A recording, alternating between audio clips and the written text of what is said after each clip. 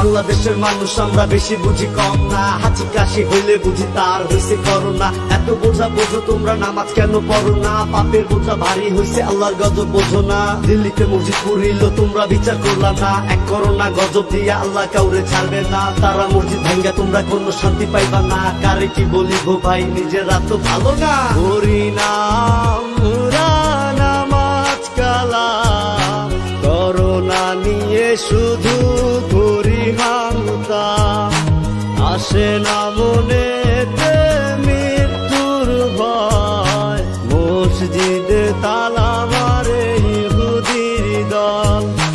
মুখেতে নাই আল্লাহর নাম করতেছো না তওবা, ফেসবুকেতে স্ট্যাটাসে শুধুই মাফ চাইবা, জুম্মার দিন মসজিদেতে যাইয়া দিবা উকি, মানো না তো আল্লাহর বিধান দাও শুধু ফাঁকি।